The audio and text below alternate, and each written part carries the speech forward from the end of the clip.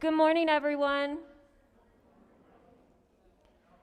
And good morning to everyone joining us on altar. We are glad that you're with us.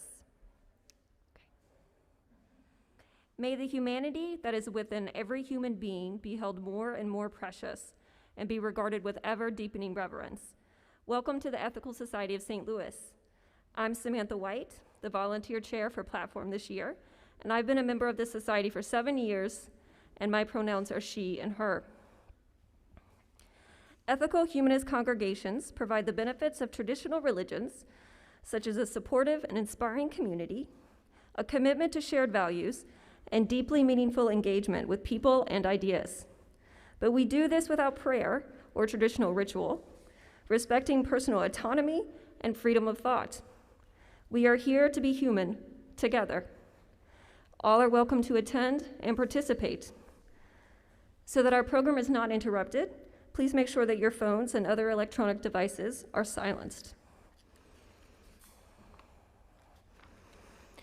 Each Sunday, we ask a young member of our community to read the core values of SEEK, our Sunday Ethical Education for Kids program. Today, they will be read by Alexander Carney.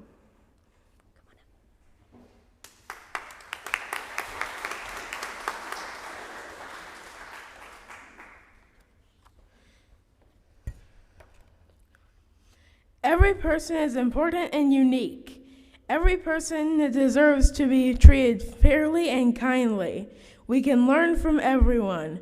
We are part of this earth. We cherish it and all the life upon it. We can learn from the world around us by using our senses, mind, and feelings.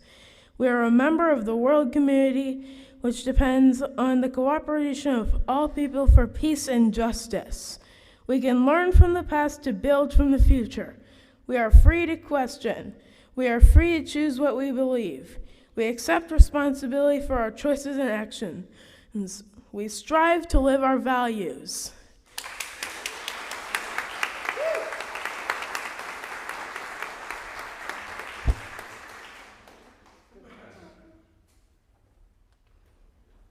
Thank you, Alexander.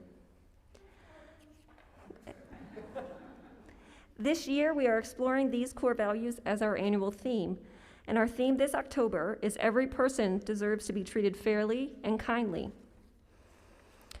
Our platforms include a wide variety of music to inspire us and to celebrate human diversity and creativity. Please welcome Ruth Price, who will be performing our first musical selection.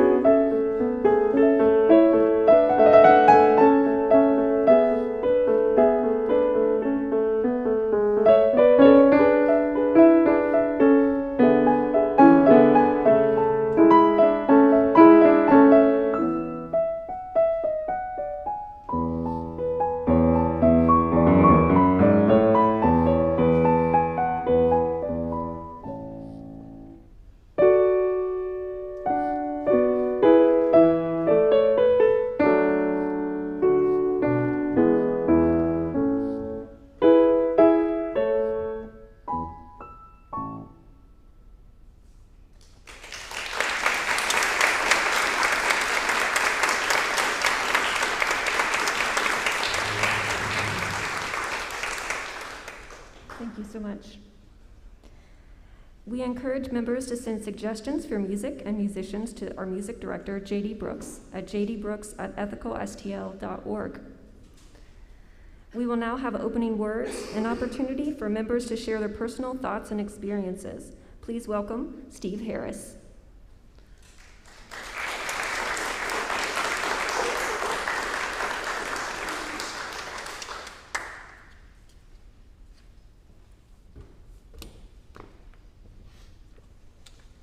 Well, as some of you know, I've been a member of this society for a third of a century. I have 3 children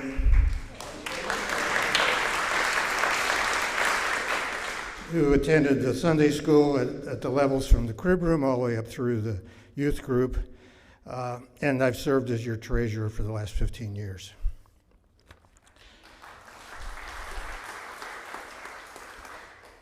There's a new theory popularized by the New York Times that America was founded in order to preserve slavery. The first slaves are brought to the colony of Virginia in 1619, but slavery as an institution has existed for most of human history and presumably since the beginning of civilization before there were any written records, and it was introduced and well established in the Western Hemisphere well before 1619. The survivors of losing battles often became slaves of the victors. The Aztecs, along with many other Native Americans, including some Iroquois, practiced slavery. There were even a number of black American slave owners, notably in New Orleans. The Bible, not frequently mentioned at Ethical, but still studied and highly regarded among many, has numerous references to slaves and how they should act, but doesn't call for them to all be freed. Slavery was abolished in France in 1794, in the UK in 1833, the US in 1865, the Spanish colony of Cuba in 1886, and Turkey around 1920, which means that it's been widely accepted for about 96% of recorded history. And it's still with us. The 2018 Global Slavery Index found 40 million slaves in the world, 70% of them female, with Africa having the most. One could make a good case that most of the population of North Korea and Cuba, among other places, are de facto living in slavery. But even though Joe Biden in 2012 told voters that the Republicans, if elected, would put you all back in chains, I'm confident there's no significant support in this country or in any of our close allies for a return of slavery. This leads to the question of whether the idea of should we judge historical figures based on current sensibilities. Carried to its logical end, such a standard would mean that anybody of note who lived until quite recently should be ignored as unworthy of attention. For a while, the San Francisco School Board planned to replace school names that honored anyone who owned slaves, oppressed women, or inhibited social progress. Some of those to be replaced were George Washington, Paul Revere, Thomas Jefferson, James Monroe, Abraham Lincoln, Herbert Hoover, John Muir, and even Dianne Feinstein. Lincoln may have freed the slaves, but he still thought that most Negroes would not be the intellectual equals of whites. Thus, he was a racist by current standards. Martin Luther King Jr. is practically a saint, but he had numerous extramarital affairs. Should that render him unsuitable as a paragon of peaceful resistance? Those of you who have children may recall an incident when you became exasperated with him and then lost your temper. I've heard of people who disowned their parents because of such real or imagined treatment. I'm pretty sure that Felix Adler would never have supported gay marriage. Should we disown him because of that? More recently, Barack Obama was opposed to gay marriage until about 2010. Is that forgivable? Suppose that in 50 or 100 years it becomes very unfashionable to eat meat. Should the works of those who are not vegetarians be consigned to the dustbin of history? I can imagine like conversation like this might happen. Did this come from Grandma? Oh, we don't talk about her anymore. She used to cook chicken. There's a German proverb dating back at least 500 years, used by Martin Luther, among others. Translated, it is, don't throw the baby out with the bathwater. My hope is that we can exercise enough discrimination to honor the achievements of historical figures and appreciate the wisdom that they offered while realizing that they had failings, as all of us do. Thank you.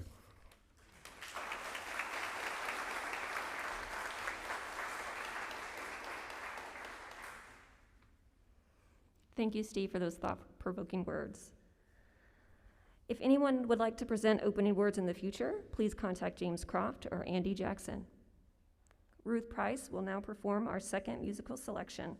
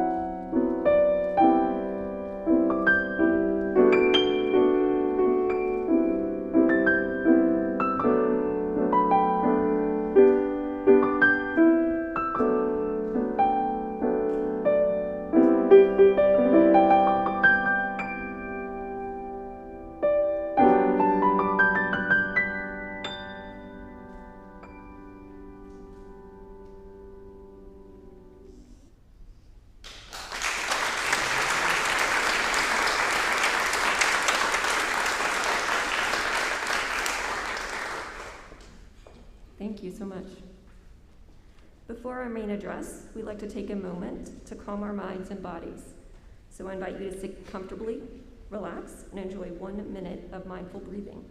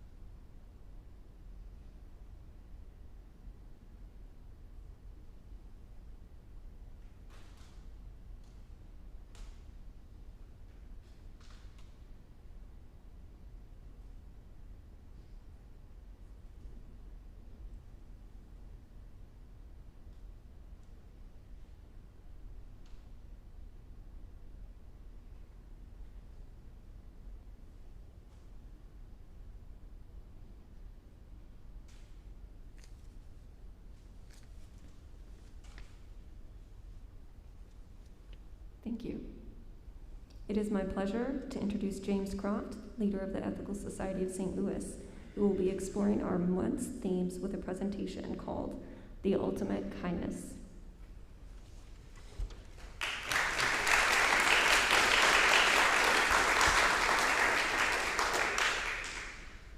Good morning, everyone. It really is lovely to be back here and under slightly less frantic circumstances than last time I spoke to you when we first reopened for our hybrid programming.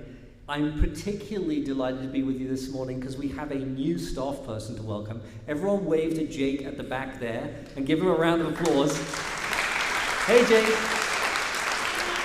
For those of you joining us on Altar, Jake is the one making sure you can see and hear everything that is happening in the room. So thank you very much for that. It is a huge weight off my shoulders that I don't have to do that as well as do this. So it's very great to have you with us. And thank you, Steve, where are you, for your opening words. I can't see, maybe he's, there you are. Provocative, and I want to remind everyone of two of our core values that were read so ably this morning. I'm free to question, and I can learn from everyone, and that includes each other in our membership. And Steve raised a number of very difficult questions about how we relate to our past. And I also want to remind everyone that we recognize as an institution the legacy of enslavement, that legacy persists today, and that it's our ethical responsibility to dismantle that legacy as generations of members of this society have sought to do.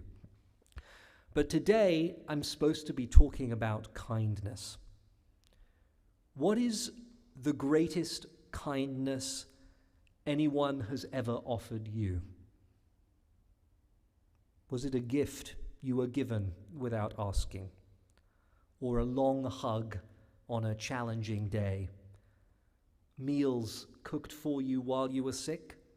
Or a much-needed babysitter when you wanted a break? I'll tell you today about the greatest kindness that was ever offered me. It was late August 2018, and I received news that my father, who had been battling cancer for 2 years at that time, was near the end of his life.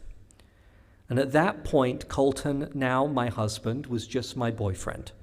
We lived together. It was a serious relationship, but we had been dating just under a year.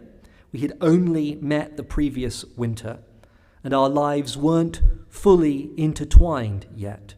We were still learning about each other, considering what sort of future our relationship had. He had never met a single member of my family at that point. So when I received a call from my mother back in London telling me to get home as soon as possible, I wasn't exactly sure what Colton would do. I knew he would be supportive, of course. I knew he was a good person. But I didn't know, I had no notion at that time of how far he would go in his kindness. The very day we got that phone call, we went into his work, and Colton told his supervisors that he needed to leave his job for a while. Colton doesn't have the sort of educational background that I have. He doesn't work as a professional. At the time, he was working on the shop floor at IKEA. And so he didn't have a lot of vacation days or much flexibility in his schedule. He couldn't work remotely or expect any kind of arrangement from his employer. Yet he went in immediately without a second thought and told them he was going home to England with me. Remember, he had never met my family, any of them. He had never been to Europe. He had hardly ever left the country, just one destination wedding in which he spent all his time in a gated resort. So that doesn't really count, right? He didn't know if he would be able to keep his job, or any job. But none of that mattered to him. He asked for some time off, and luckily IKEA is a pretty progressive company in some ways, and they promised him a job when he returned, but it wasn't guaranteed to be the same job. So Colton, without a thought, gave up his job, effectively, to see me home. Many of you know already that we went straight to the airport, straight from the airport to my father's hospital bed, where Colton and he met for the first time. The first and last time, as it turns out, because he died the day after. And that's the part of the story that I've told before. The story I haven't told is about all the ways that Colton supported me and my family through the weeks that followed as we grieved and planned my father's funeral. But that support was the greatest kindness I have ever received. There are so many moments which stick out to me. I remember particularly coming downstairs the morning after my father's death. I had awoken strangely early, sometime around 5 a.m. Jet lag often does that to me. And I made my way down to the kitchen for a cup of tea. British people always face adversity with tea. That part of the stereotype is 100% correct. And Colton was already there. That he was already awake was not a surprise. Not one time in the years we have been together have I awoken before my husband. There is something written into the fabric of the universe, I think, which says that Colton will wake up first. So it was not a surprise for me to see him there. What did surprise me is that he was on his hands and knees with a bucket and a sponge, and was clearly finishing the project of cleaning my mother's kitchen. He had cleaned the stove and the countertops. He had washed the windows. Windows I don't recall ever being washed in my entire childhood in that home. And now he was cleaning the floor. In the light of the early morning, he looked in my imagination like Cinderella, with a sponge in hand. I half expected singing mice. But that's not all. In a basket on the breakfast counter was a little bundle, a warm little bundle of tea towels filled with croissants. My boyfriend had risen before the sparrows, made his way silently downstairs as my family was sleeping, had cleaned every inch of my mother's kitchen, my mother he had only met the day before, and had baked croissants. So when my newly widowed mother herself awoke that day, she entered into a kitchen looking cleaner than it had in years and probably decades. The smell of baking in the air. It was a little miracle. I cried when I saw him there, down on the floor with a bucket. I cried for our loss and for his gift of kindness, a kindness freely given and unasked. That's not the only kindness Colton showed me during that time.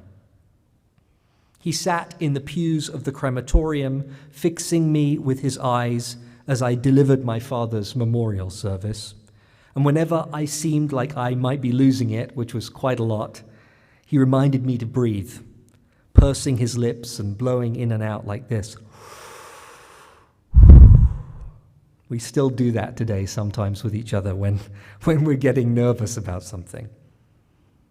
He dragged me out of the house on long walks by the River Thames, where I shared memories of my father, and he just listened.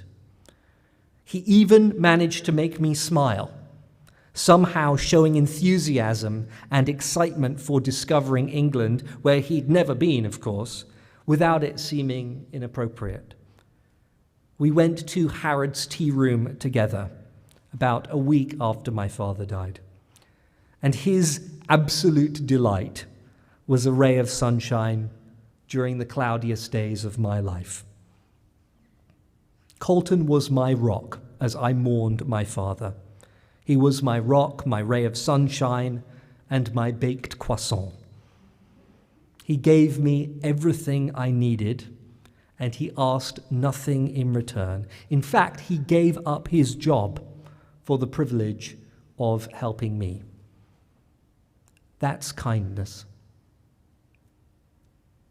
That's kindness. We sometimes think of kindness as a lesser virtue. It doesn't have the sex appeal of courage, or the excitement of creativity, or the firmness of discipline. It doesn't have the cultural cachet and contemporary relevance of diversity, equity, or inclusiveness. It doesn't have the fiery passion of justice. When we tell stories of great heroes, actual or imagined, it is rarely their kindness that we focus on. The Incredible Hulk is super strong. Batman can create amazing gadgets. Black Panther is fast and agile. We tend in our stories to exalt physical or mental capacity rather than kindness per se. Our heroes aren't exactly unkind. Well, Batman, okay, he's very unkind, at least to villains.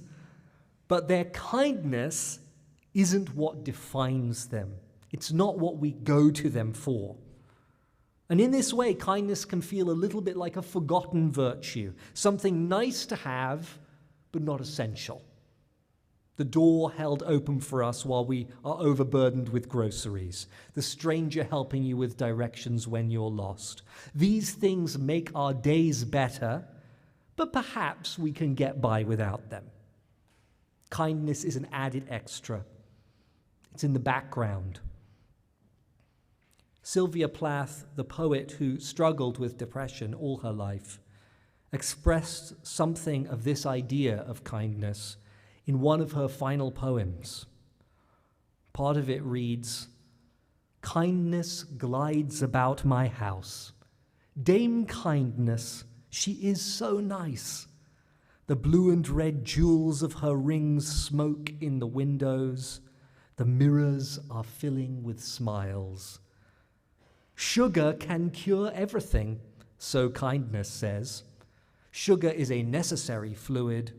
Its crystals a little poultice. Oh, kindness, kindness, sweetly picking up pieces." There is deep irony in Plath's words. The suggestion that kindness is offered as sugar to smooth over the problems of life, a sweetness which can never truly heal what has been broken.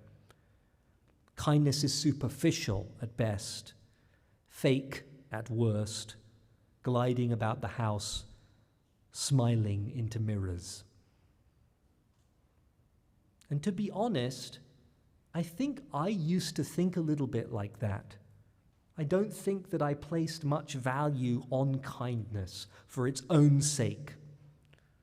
I'm an achievement-oriented person, a perfectionist who likes to perform at the highest level. And I don't have a lot of time for things which aren't excellent or things which can prevent me from being excellent.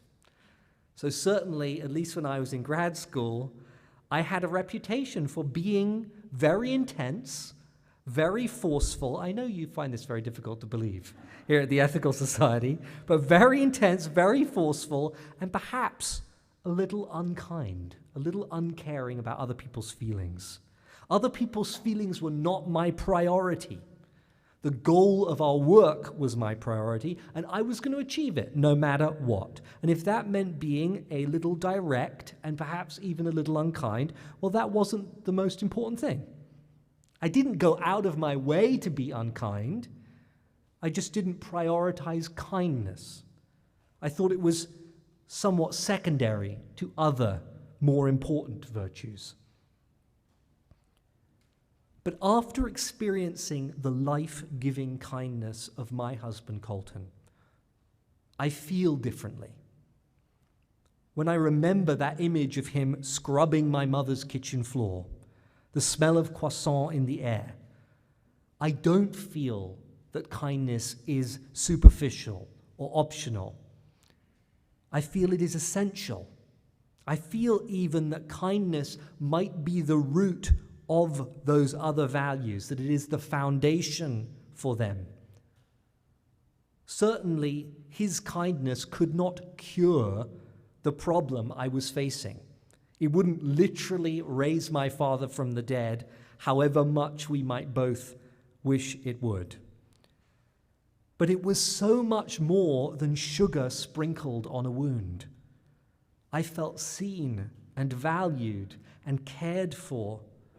And that, I think, is what kindness is truly about. Think, after all, about what that word means, kindness. The root of the word is kind, which doesn't only mean friendly or nice, but also means, in a slightly older definition, of a type, things of the same kind.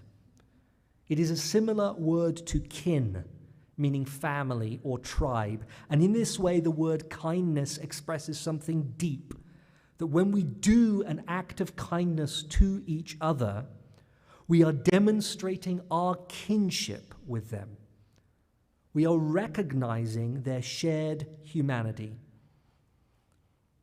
It is striking to me, as a huge nerd and a lover of language and words, that the Old English term for the book of Genesis, the book in the Bible in which everything is created and the start of the story of the universe and the story of humanity, was Gekindbuch, the book of nature, or the book of kinds. So perhaps kindness, in the sense of our kinship, our sameness, our fellowship with all humanity, is at the root of everything, after all. One author, speaking of fellowship, with a great appreciation for kindness, was J.R.R. Tolkien. If you think of the heroes of both The Hobbit and The Lord of the Rings, Bilbo and Frodo Baggins, the hobbits, they are not your typical fantasy protagonists. They are not strong. They are not the best fighters. They are not especially smart. In fact, sometimes they seem pretty stupid. But they are endlessly and relentlessly kind. And it is in those stories their kindness which eventually saves the world. I won't spoil the story for those who haven't read it yet. You have had like 60 years or something. But in the end, kindness wins. Tolkien, of course, knew what he was doing. Into the mouth of Gandalf, the great wise wizard of the stories, he puts these words: "Some believe it is only great power that can hold evil in check. But that is not what I have found. I have found that it is the small, everyday deeds of ordinary folk that keep the darkness at bay. Small acts of kindness and love. I think Tolkien was right, and dare I say it, that Sylvia Plath, at least in that one poem, was wrong. Acts of kindness knit our communities together, tie us to one another, remind us of our common humanity. These small acts bring out our kindness. And in a world which is increasingly divided and bitter, what better balm could there be than that? Colton's kindness, as I navigated the loss of my father, changed my perspective. It has made me try to be kinder in my own life, to prioritize kindness. I'm not remotely perfect at this. There are times when my intense and irascible side shows through. There have been a lot of times recently. It's been very stressful, particularly during long meetings. So I'm very sorry to members of the board who have to deal with me after our 3-hour meetings. But I try now, however imperfectly, to put kindness first. There is another poem, this one by St. Louis native Naomi Shiabnai, which expresses the shift in perspective that I went through better than I can. So I thought I'd share it with you as I close. It is called Before You Know What Kindness Really Is. Before you know what kindness really is, you must lose things. Feel the future dissolve in a moment like salt in a weakened broth. What you held in your hand, what you counted and carefully saved, all this must go, so you know how desolate the landscape can be between the regions of kindness. How you ride and ride, thinking the bus will never stop. The passengers eating maize and chicken will stare out the window forever. Before you learn the tender gravity of kindness, you must travel where the man in a white poncho lies dead by the side of the road. You must see how this could be you, how he too was someone who journeyed through the night with plans and the simple breath that kept him alive. Before you know kindness as the deepest thing inside, you must know sorrow as the other deepest thing. You must wake up with sorrow. You must speak to it till your voice catches and the thread of all sorrows, and you see the size of the cloth. Then it is only kindness that makes sense anymore. Only kindness that ties your shoes and sends you out into the day to mail letters and purchase bread. Only kindness that raises its head from the crowd of the world to say, "It is I you have been looking for," and then goes with you everywhere, like a shadow or a friend. That's how it was for me, I suppose. Before I knew what kindness was, I had to know sorrow. And that is why, while I am inexpressibly sad, I will never see my father again, I'm grateful for the lesson that his death taught me. A lesson conveyed in washed windows and scrubbed floors and croissants wrapped up warm in the morning. Kindness is the deepest thing inside. Thank you.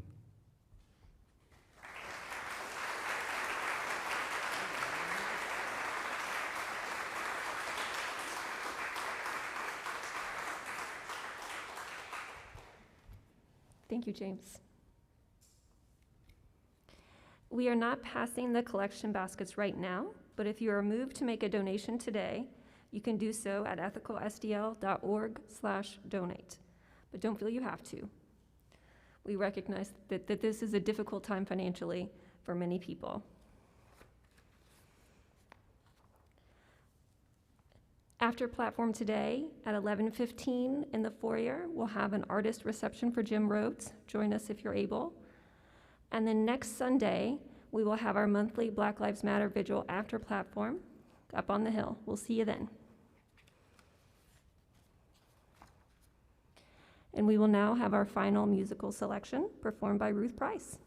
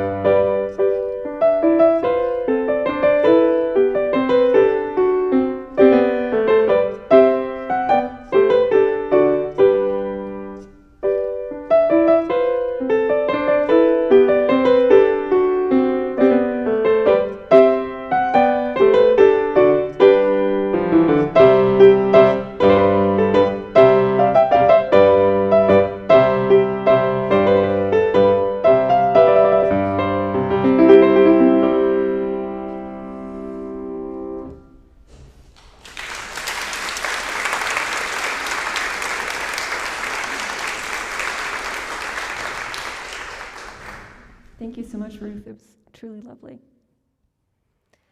And thank you for being here today for each other and for yourselves. After this meeting, there is the discussion of the platform address right here in the room. Stick around to ask questions and discuss with friends. We'll close the doors so we're not interrupting the artist reception. We will begin the Q&A in about 10 minutes, and if you're not participating, please vacate the auditorium and foyer so that we're not interrupted. If you are joining us on Altar, we invite you to submit questions via the chat, and we will read them up here. If you would prefer some social time, please join us downstairs for coffee and to gather, for a chance to gather with friends. We have a shaded space on the patio so everyone can spread out a little bit more. If you are a new visitor today, we invite you to take a yellow mug so that we know to reach out and welcome you. To end our program, I invite you to wave to those closest to you, and I wish you a fabulous week.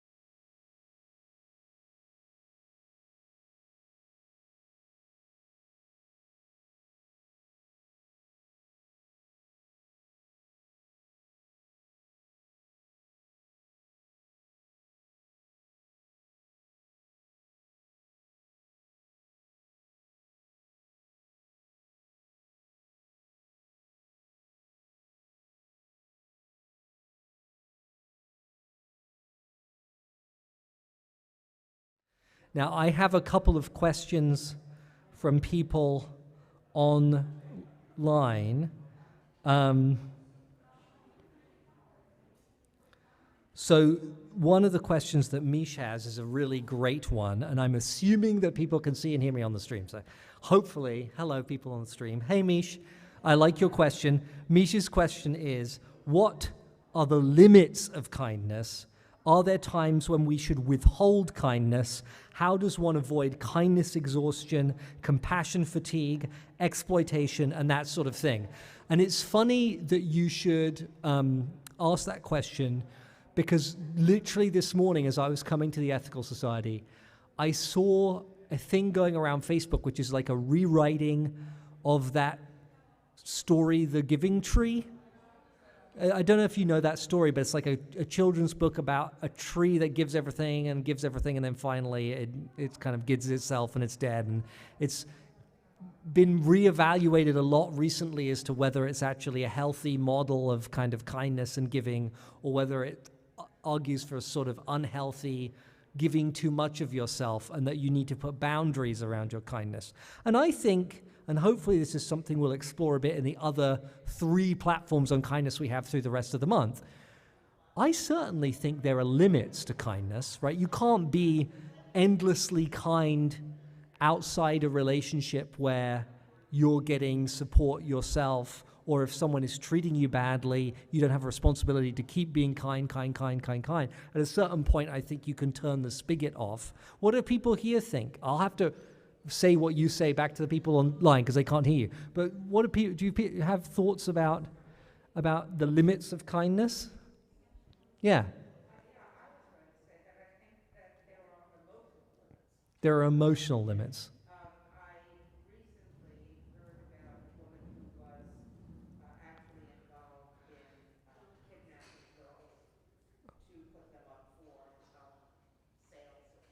Okay.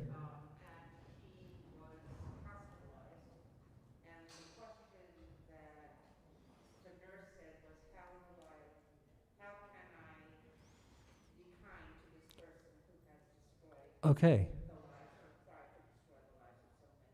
So I'm just going to say back what you've said so people at home can hear it. So the situation that you were reading about was one in which someone was hospitalized and that person had been involved in kidnapping girls and women. And the question the nurse was asking is, to what extent should we extend care to this person given what they've done to other people? You know, actually, what I'm going to do, Jake, if I bring out a wireless mic, so people in the audience here, can you pull that up on the stream for us? Give us 1 minute, folks. We're learning how to do this. I'll take me more than 1 minute because I need to actually unlock the camera. This is a new thing. I don't know which one is which, so whichever one's live.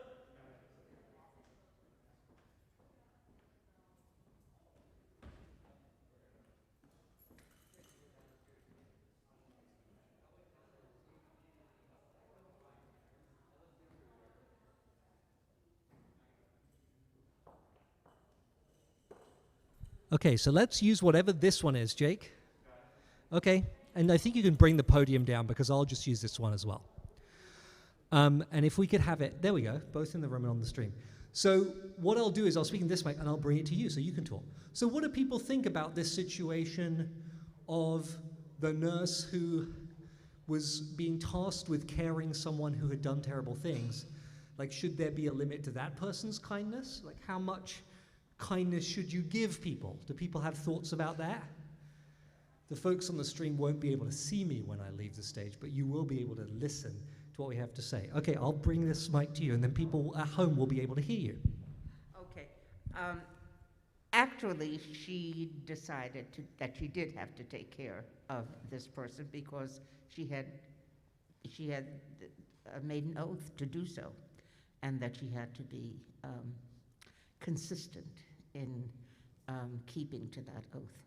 So she did, but it was an emotionally excruciating experience to give care to someone and be kind to someone who had been so brutal to so many others. So I think that's a really nice example of the limits, the difference between being in a professional position of caring, where you might have special responsibilities relating to your job to be kind in a way and to care for other people, which other people might not have. But with that person's family, for instance, maybe they don't have a responsibility to be particularly kind to this person. I don't know if that's the case, but they might have a different situation. Are there any questions people had in here that they want to ask, or thoughts they had about kindness that were sparked by the talk? Don't all shout at once. Yeah, go ahead. Yeah, well, you happen to mention Sylvia Plath, and like Sylvia Plath, a lot of us bleeding heart liberals struggle with depression, and but the poem, the Naomi Shihab Nye poem on. She uses the word sorrow. She really makes the point of it being intimate with kindness, sorrow and kindness. So I guess I at least wanted to say this much, that sorrow and depression are two different things. And I think that's a very important distinction, something that I get messed up with a lot. And I guess I'm kind of resistant to the idea as well of sorrow being necessary for the, a deeper sense of kindness. I don't know. I just, I understand it in one way, but another way, there has to be.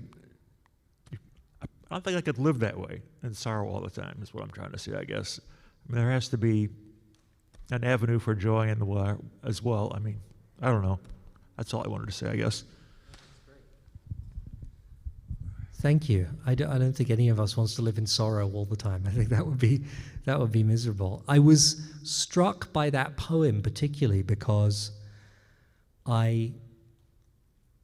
when you're writing something like this, sometimes you work out what you think about it while you are writing it. And you do a bunch of research and you kind of think and you develop your ideas. And when I came across this poem, I'd never encountered this poet before, and I was amazed to discover that she's from St. Louis. It was astonishing. It just crystallized for me that element of my own experience, my understanding of what kindness could be had shifted in a moment of sorrow. But I don't think she means that we need to live in sorrow all the time. And I also take your point about depression being different. And that Plath poem is really complicated, and there are many readings of that poem that you could take. It's a weird poem, but yeah, so I might not be entirely fair to Sylvia Plath in that little reading of my poem. I'm going to check for questions from the stream in a second, so don't worry, altar folks. I think you can actually see me because I can see the cameras moving around. Jake is a genius. He's moving the cameras around so you can see and hear everything. It's awesome. One more question, comment from down here before I go up? Yeah. Well, James, this was my very first time to come to the Ethical Society, and I really wasn't expecting to be moved to tears, but your experience really spoke to my heart and my emotions, because I too lost my father about 3 years ago and lost my husband last year. So I can definitely empathize with your grief and how your husband was so kind and loving in his response to that. And I'll have to say that in my life, after my husband passed away last year, I have had such wonderful examples of kindness given towards me with co-workers, family members, my stepchildren, my husband's children, who are not related to me biologically but are very much part of my family, and things that people have done to help me in so many ways.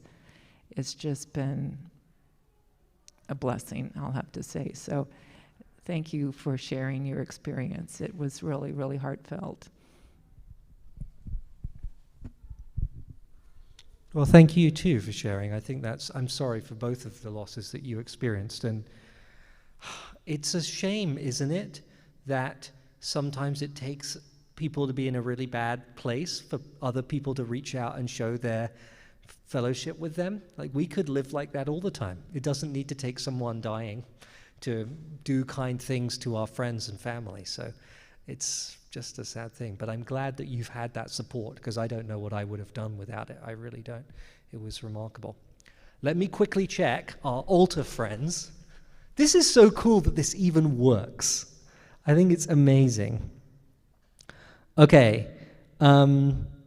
Satabdi says there's a balance between kindness and accountability, and they should not be used as substitutes. And I think that's a really nice idea, because I think what it seems like the discussion, I can see little snippets of the discussion people are having online about what we talked about.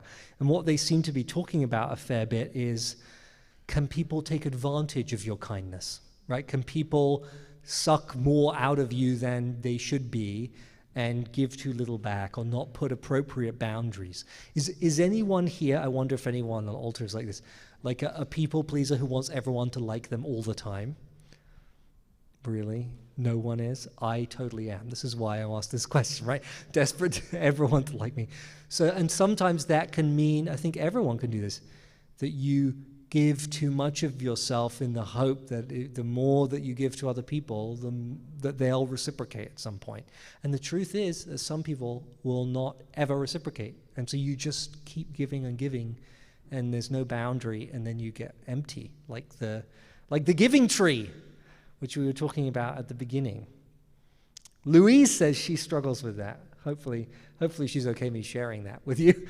But she sent it to me on the chat, so I guess so.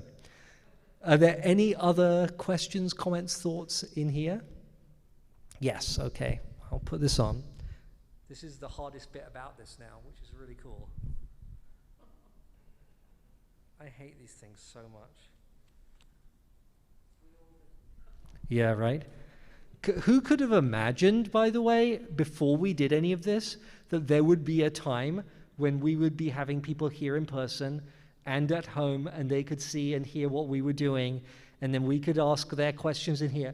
Like, it literally hurts my brain to think about how complicated it is and that it's working. Okay, Bradley, take it away. Yeah, thanks. One thing we probably all remember is years ago there was this pay it forward movement. Do you remember that?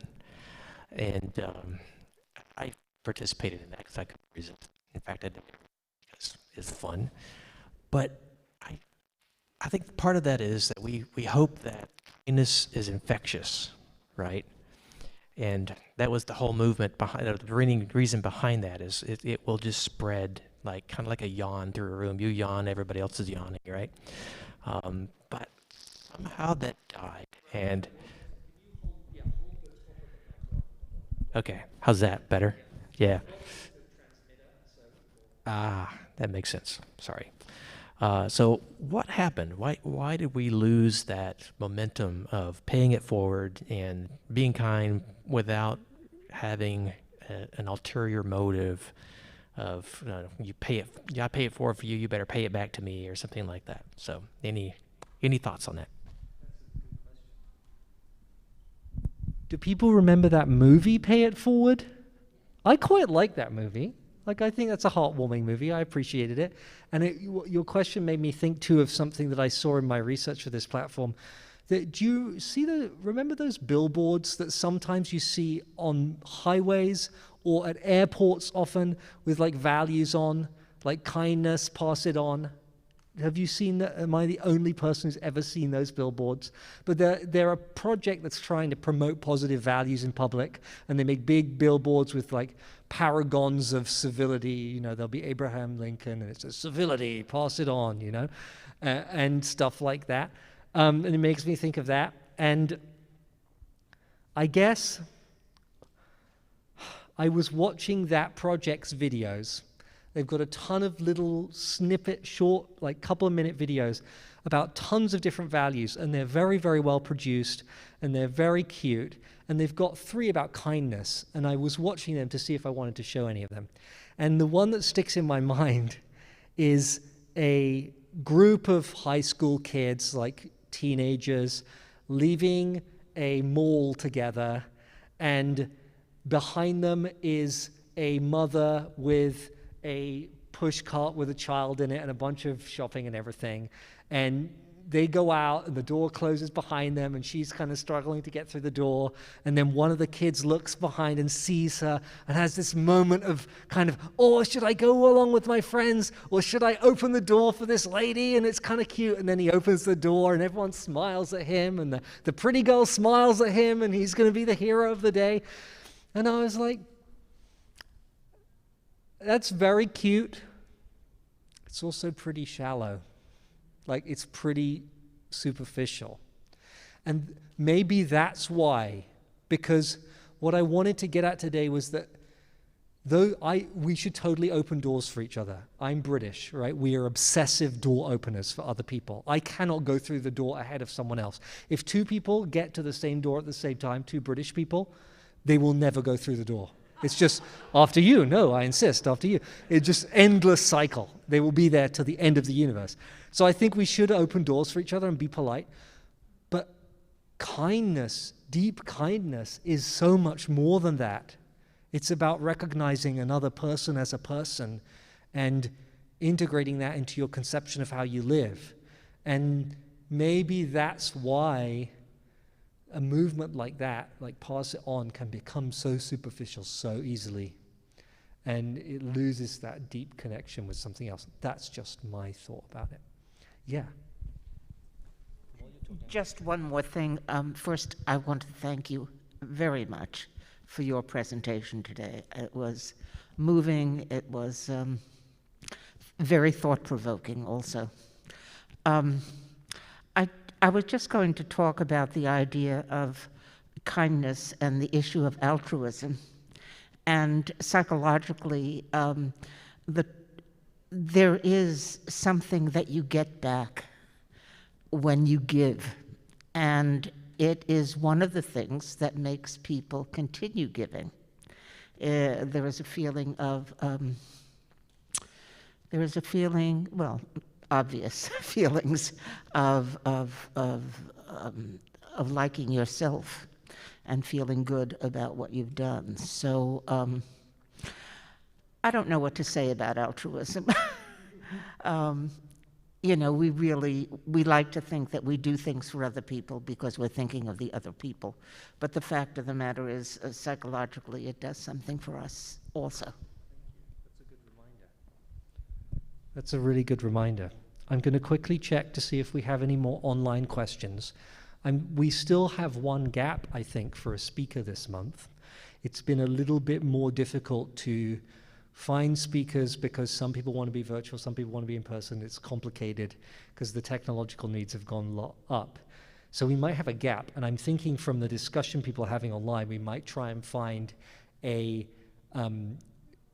speaker to talk about the limits of kindness, like where to put a boundary around it, so that you're not just giving in a self-abnegating way. But it seems like there are no more questions online. So, okay, yeah, Keith, you can have the last word, okay? You can close this out. Yeah, as to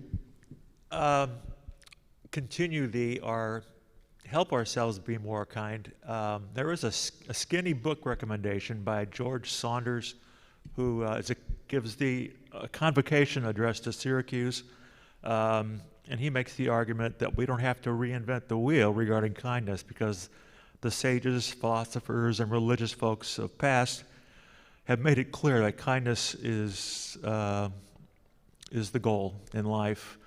And the skinny book title is called "Congratulations, by the way." It's like I said, it's a convocation address to Syracuse, and it's just really just one essay, real skinny book. Great, thank you. That's excellent, and it makes me remember that we currently have a book club, an interfaith book club, that is reading a series of books which both, I think, touch on kindness, including, I think they're going to do the Book of Joy, which was written by Desmond Tutu and the Dalai Lama. I think those were the two authors of the book. And a lot of that is about kindness, about loving kindness. So that might be of interest to you if that book sounds interesting to you. I wanted to make sure we finished around 1:50, whatever time it is, 11:15. The new time has just totally thrown me. I like it though. I feel like I've got more of the day afterwards to do things. Because there is an art reception for Jim Rhodes outside. Jim is one of our own members, as many of you know, just in case you don't. We have a monthly art exhibit where artists give their artworks to put up outside so people can see it. And Jim's exhibit has been by far the longest running exhibit ever in the history of the Ethical Society, because it was put up just before COVID and it has stayed there until now. And then we will have a new artist up this month. So we are thanking Jim for lending his art to us for 18 whole months or more. And so please, you can get some coffee, and I think they have some little snacks outside. Thank you, everyone, for joining us today. And thank you, Jake, for making it work.